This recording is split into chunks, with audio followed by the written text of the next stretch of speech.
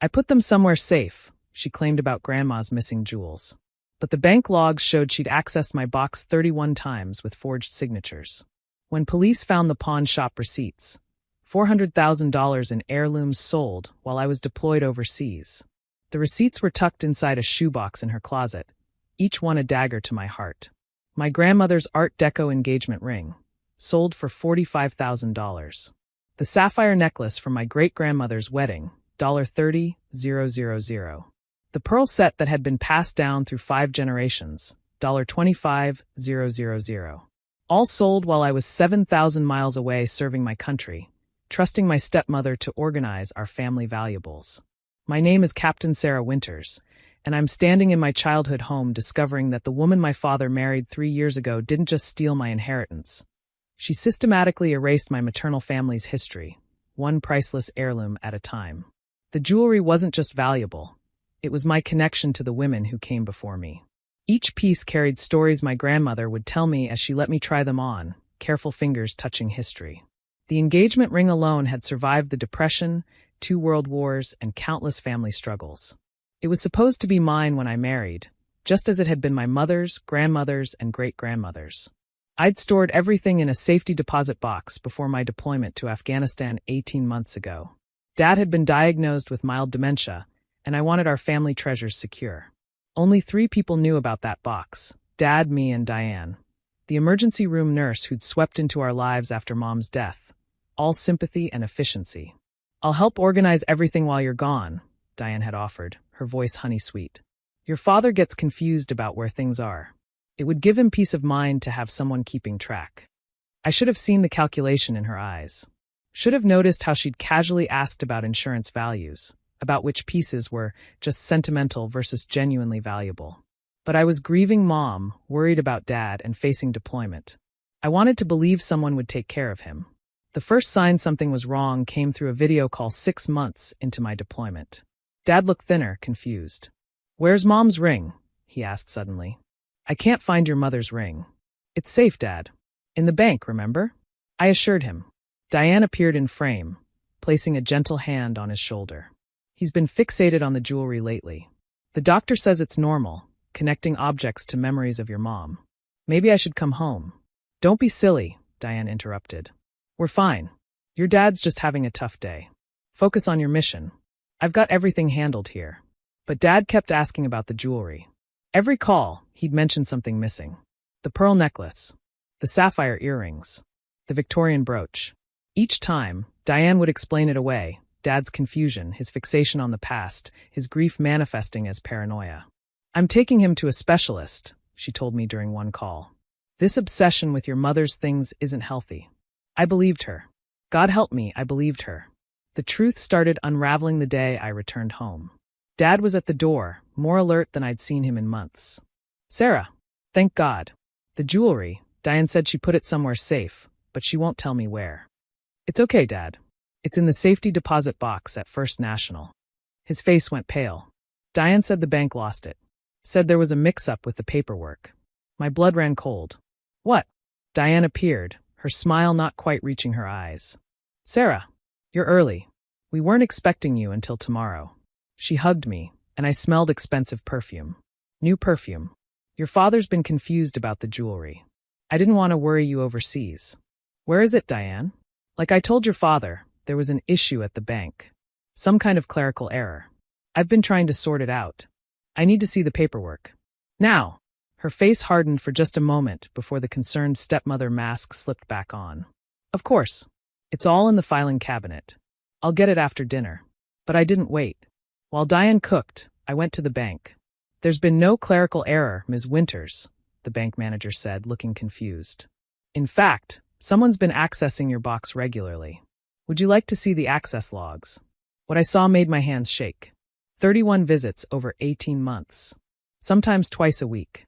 The signature on the log started as a poor imitation of mine, but got better over time.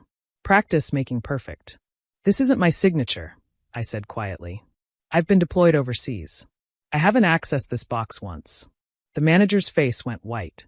"We'll need to check the box immediately." It was empty. Not just empty, cleaned out. Even the felt lining had been removed, as if someone wanted to ensure not even a loose gemstone remained. "We have cameras," the manager said quickly. "We'll pull the footage." But I already knew what they'd find. Diane, dressed like me, hair styled like mine when it wasn't in military regulation, forging my signature with increasing confidence. I drove home in a rage so cold it felt like tactical calm. Diane was serving dinner, chatting about her day at the hospital, Dad nodding along. I waited until dessert. "I went to the bank," I said conversationally. Funny thing, no clerical error. Just an empty box and 31 forged signatures. Diane's fork clattered to her plate. "I don't know what you're talking about. The cameras will refresh your memory." "Sarah, sweetheart," she started, reaching for her phone. "You're jet-lagged, confused. Like Dad's been confused? So confused he kept asking about jewelry you were stealing. How dare you?" She stood indignant. "I've been caring for your father while you played soldier. While I served my country, you mean. While I trusted you with my family." Dad looked between us, more lucid than I'd seen him in years. "Diane, where's my wife's jewelry?" "I put it somewhere safe," she said automatically, then caught herself. "Where?" I pressed. "Where's safe, Diane?" I moved it to a more secure location. The bank wasn't. "Show me the receipts." For this more secure location. She was already backing toward the stairs. "This is ridiculous. I don't have to stand here and be accused." "You're right," I said, pulling out my phone. "You can explain it to the police instead." She actually ran for her bedroom. I heard drawers slamming, papers rustling. By the time Detective Lisa Park arrived, Diane was trying to leave with 2 suitcases. "Going somewhere, Mrs. Winters?" Detective Park asked. "I'm visiting my sister," Diane said, chin high. "This is harassment. My stepdaughter is having some kind of breakdown." "Ma'am, we have the bank footage. We know you accessed the safety deposit box fraudulently. We can do this easy or hard." Diane's carefully constructed facade finally cracked. "I want a lawyer." The search of her belongings revealed everything. The pawn shop receipts, hidden in that shoebox like trophies. The practice signatures on yellow legal pads. The emails to dealers asking about hypothetical jewelry values. Most damning, photos on her phone of her wearing my grandmother's pieces. Selfies taken in pawn shop parking lots like she was saying goodbye. But it was her sister's testimony that revealed the full scope. Diane had done this before. Twice. She targets widowers with adult children, her sister told the detective. Marries them, gains trust, then systematically strips assets while the family's distracted by grief or absence. She got away with it in Colorado and Nevada.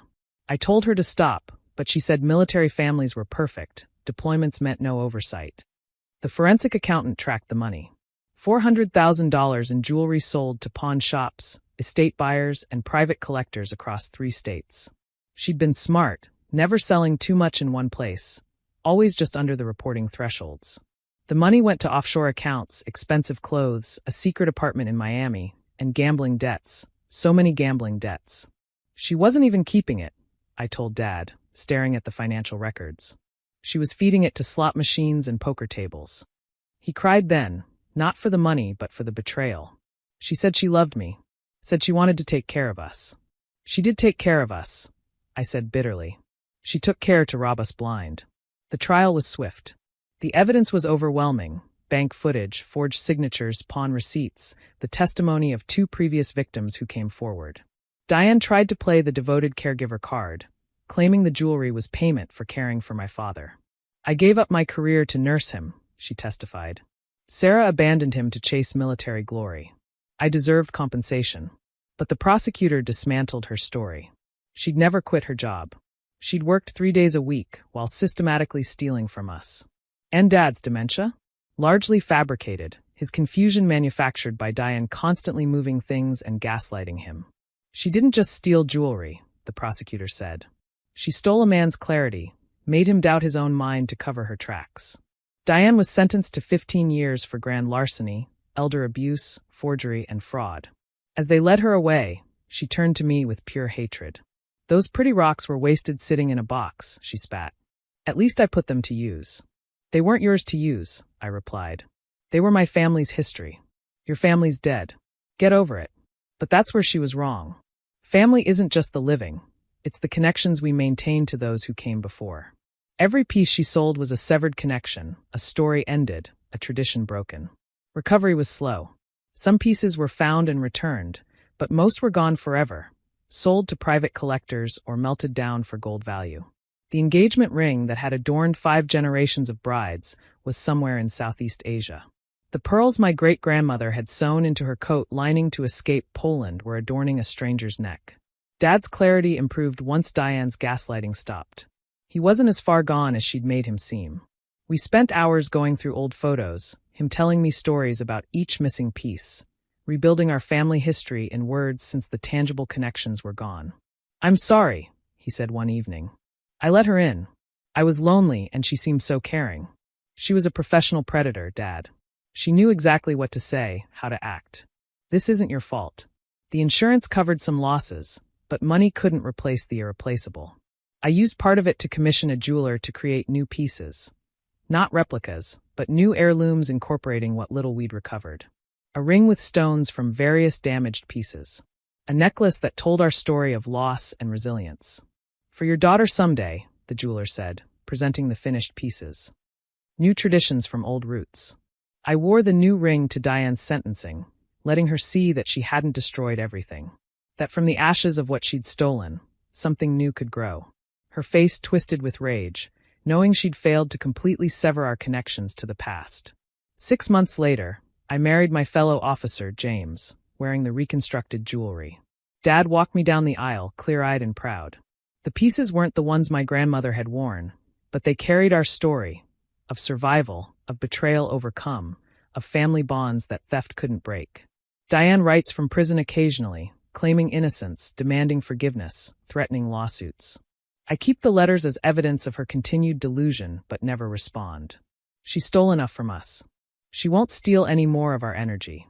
The empty safety deposit box now holds new treasures. Photos of Dad and me rebuilding, my marriage certificate, ultrasound images of the daughter, who will inherit not just jewelry, but the story of resilience that comes with it. Diane thought she was stealing objects. She never understood she was trying to steal identity, history, connection. But those things aren't kept in safety deposit boxes. They're kept in hearts, in stories, in the bonds between generations that no thief can break. My daughter will know her great-grandmother not through the ring she wore, but through the story of its loss and our survival. She'll understand that inheritance isn't just what's passed down, but what's preserved against those who would steal it. That's worth more than all the jewels Diane sold. That's the inheritance that matters. The knowledge that we are more than our possessions, stronger than our losses, and connected by more than metal and stones. The safety deposit box records revealed Diane's crime. But our recovery revealed our truth. Family treasures aren't always things. Sometimes they're the strength to rebuild after someone tries to steal your history. That's what I'll pass down to my daughter. Not just jewelry, but the certainty that what matters most can never be pawned, sold, or stolen. It lives in us, protected by more than any lock or key. That's our real inheritance. And it's priceless.